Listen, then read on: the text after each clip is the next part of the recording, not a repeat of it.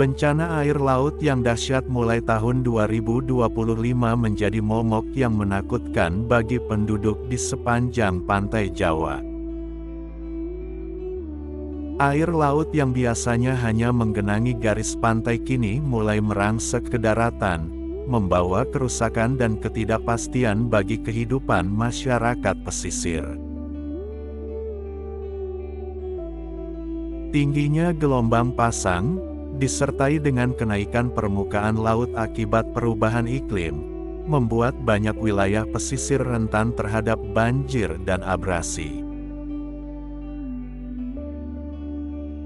Di daerah seperti Pantura Jawa, penduduk mulai kehilangan lahan pertanian dan tambak mereka. Garam yang terkandung dalam air laut mengkontaminasi tanah, membuatnya tidak lagi subur untuk ditanami. Pendapatan petani dan nelayan menurun drastis, memaksa mereka mencari mata pencaharian lain. Banyak keluarga terpaksa meninggalkan rumah mereka karena tempat tinggal sudah tidak lagi aman dari ancaman banjir rob yang datang hampir setiap bulan. Abrasi pantai menjadi salah satu dampak paling nyata dari bencana ini. Banyak desa yang dulunya berada beberapa kilometer dari bibir pantai kini tenggelam atau hilang akibat erosi. Pohon-pohon bakau yang sebelumnya menjadi benteng alami pun mulai lenyap karena perubahan ekosistem. Kerusakan ini semakin diperparah oleh eksploitasi pasir pantai dan aktivitas manusia yang merusak keseimbangan alam. Di kota-kota pesisir seperti Semarang, Pekalongan, dan Surabaya, banjir rob menjadi pemandangan yang hampir rutin. Jalan-jalan utama terendam air asin, mengganggu aktivitas ekonomi dan transportasi. Sekolah-sekolah sering diliburkan karena akses yang terputus, dan fasilitas kesehatan kesulitan memberikan pelayanan karena banjir yang tak kunjung surut. Pemerintah dan masyarakat berupaya keras untuk menangani masalah ini. Proyek pembangunan tanggul laut raksasa di beberapa daerah mulai dilakukan, tetapi implementasinya seringkali terkendala oleh biaya yang tinggi dan konflik kepentingan. Selain itu, upaya penghijauan dengan menanam bakau kembali dilakukan, meskipun hasilnya membutuhkan waktu yang lama untuk terlihat. Nelayan yang menjadi tulang punggung ekonomi pesisir juga menghadapi tantangan besar. Banyak dari mereka kehilangan perahu dan alat tangkap akibat badai yang semakin sering terjadi. Tidak sedikit yang harus beralih profesi karena laut tidak lagi memberi mereka hasil yang cukup. Beberapa komunitas nelayan mencoba bergabung dalam koperasi untuk bertahan, namun banyak pula yang memilih pindah ke kota mencari pekerjaan lain. Penduduk pesisir kini hidup dalam ketidakpastian. Banyak keluarga yang kehilangan rumah mereka akibat banjir rob atau abrasi, sehingga harus tinggal di tempat pengungsian sementara. Anak-anak tidak dapat melanjutkan pendidikan dengan baik karena seringnya berpindah-pindah tempat tinggal. Trauma psikologis juga menghantui banyak orang, terutama mereka yang kehilangan anggota keluarga akibat bencana ini. Kesehatan masyarakat pesisir pun terancam. Penyakit yang disebabkan oleh air kotor, seperti diare dan infeksi kulit, menjadi masalah yang umum. Pasokan air bersih sulit diperoleh karena sumur-sumur sudah tercemar oleh air asin.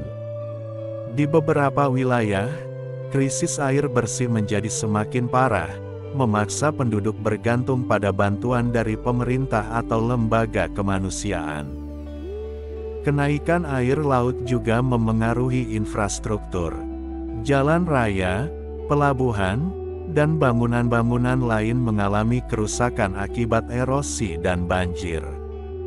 Biaya untuk memperbaiki dan membangun ulang infrastruktur ini semakin membebani anggaran daerah, yang pada akhirnya memengaruhi layanan publik lainnya.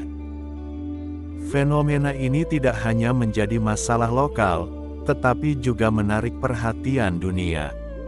Para ilmuwan dan peneliti mulai mempelajari dampak kenaikan air laut di Indonesia sebagai bagian dari isu global tentang perubahan iklim. Mereka memperingatkan bahwa tanpa tindakan nyata, dampak yang lebih besar akan terjadi dalam beberapa dekade mendatang. Di tengah bencana ini, ada pula cerita tentang ketangguhan dan solidaritas. Masyarakat saling membantu untuk membangun tanggul darurat, membersihkan puing-puing, dan mendistribusikan bantuan. Solidaritas ini menjadi pengingat bahwa meskipun bencana melanda, semangat kebersamaan masih tetap hidup.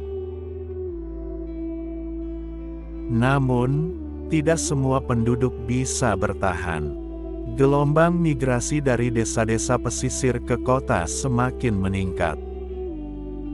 Mereka yang bermigrasi menghadapi tantangan baru, seperti mencari pekerjaan dan menyesuaikan diri dengan kehidupan kota. Urbanisasi yang tidak terkendali ini juga menimbulkan masalah baru, seperti kemacetan dan permukiman kumuh. Banyak pakar lingkungan menyarankan pendekatan yang lebih holistik untuk menangani masalah ini. Mereka mendorong pemerintah untuk mengintegrasikan adaptasi perubahan iklim dalam perencanaan pembangunan. Misalnya, dengan merelokasi permukiman dari wilayah rawan banjir dan meningkatkan kapasitas masyarakat dalam menghadapi bencana. Di sisi lain, edukasi tentang dampak perubahan iklim mulai digalakkan. Sekolah-sekolah dan komunitas-komunitas lokal diajarkan bagaimana cara hidup yang lebih ramah lingkungan, seperti mengurangi penggunaan plastik dan mendukung konservasi alam. Edukasi ini diharapkan dapat menumbuhkan kesadaran kolektif untuk menjaga keseimbangan ekosistem. Di sepanjang pantai selatan Jawa, ancaman tsunami semakin mengkhawatirkan. Aktivitas tektonik yang meningkat, ditambah dengan kenaikan air laut, membuat banyak daerah di selatan Jawa menjadi zona merah. Penduduk mulai dilatih untuk menghadapi kemungkinan tsunami, tetapi ketakutan akan bencana besar tetap menghantui. Upaya mitigasi bencana seperti pembangunan sistem peringatan dini terus dilakukan. Namun, seringkali alat-alat tersebut rusak atau tidak berfungsi dengan baik. Pendanaan yang minim dan kurangnya koordinasi menjadi hambatan utama dalam meningkatkan kesiapsiagaan masyarakat. Sementara itu, cerita tentang hilangnya kebudayaan lokal mulai bermunculan. Tradisi-tradisi yang berkaitan dengan kehidupan laut, seperti upacara syukuran nelayan, mulai memudar karena komunitas yang melaksanakan tradisi tersebut sudah berpindah atau hilang akibat bencana. Para peneliti juga mencatat bahwa keanekaragaman hayati di sepanjang pantai Jawa mulai terancam. Banyak spesies ikan dan hewan laut yang kehilangan habitatnya karena kerusakan ekosistem. Ini tidak hanya berdampak pada keseimbangan alam, tetapi juga pada keberlanjutan mata pencaharian masyarakat. Meski tantangan begitu besar, beberapa daerah mulai mengadopsi teknologi canggih untuk mengatasi masalah ini. Misalnya, pembangunan infrastruktur hijau seperti tanggul alami berbasis bakau dan teknologi desalinasi untuk menyediakan air bersih. Inovasi-inovasi ini memberikan harapan bahwa masa depan pesisir Jawa masih bisa diselamatkan. Namun, tantangan terbesar tetap pada perubahan perilaku manusia. Tanpa kesadaran kolektif untuk menghentikan eksploitasi sumber daya alam secara berlebihan, bencana ini akan terus berulang. Peningkatan kesadaran global dan kerjasama antar negara menjadi sangat penting dalam mengatasi masalah ini. Bencana air laut yang dahsyat ini menjadi pengingat keras tentang betapa rapuhnya hubungan manusia dengan alam. Jika manusia tidak segera bertindak untuk memperbaiki kerusakan ini, bukan tidak mungkin bahwa pesisir Jawa yang indah hanya akan menjadi kenangan di masa depan. Ombak air laut yang sangat mengerikan terus mengintai wilayah pesisir Jawa, memaksa masyarakat untuk selalu berada dalam keadaan siaga. Gelombang tinggi yang tidak terduga seringkali datang tanpa peringatan, menghancurkan apa saja yang ada di hadapannya. Perahu-perahu nelayan kecil yang terparkir di tepi pantai seringkali menjadi korban pertama, tersapu arus atau terbalik sebelum sempat digunakan. Di malam hari, suara deburan ombak terdengar seperti ancaman yang tidak pernah berhenti. Penduduk yang tinggal di dekat garis pantai harus tidur dengan rasa was-was, khawatir jika gelombang besar tiba-tiba datang dan membawa serta rumah mereka. Beberapa orang bahkan memilih untuk berjaga semalaman, bergantian dengan tetangga untuk mengamati pergerakan air laut. Anak-anak di desa-desa pesisir tumbuh dengan rasa takut yang mendalam terhadap laut. Mereka tidak lagi bermain di pantai seperti generasi sebelumnya. Orang tua melarang mereka mendekati air karena risiko terseret ombak terlalu besar. Laut yang dulu menjadi tempat bermain dan belajar kini berubah menjadi ancaman yang tidak bersahabat. Nelayan yang tetap berani melaut harus menghadapi risiko besar. Mereka seringkali menunggu hingga cuaca benar-benar tenang sebelum berangkat. Namun, perubahan iklim membuat pola cuaca menjadi tidak terduga, sehingga badai dapat muncul kapan saja, bahkan di tengah perjalanan mereka. Kehilangan nyawa di laut menjadi kisah yang semakin sering terdengar di komunitas pesisir. Persiapan menghadapi bencana menjadi bagian dari kehidupan sehari-hari masyarakat pesisir. Mereka mulai mempelajari tanda-tanda alam yang menunjukkan potensi gelombang besar, seperti angin kencang tiba-tiba atau pergerakan awan yang tidak biasa.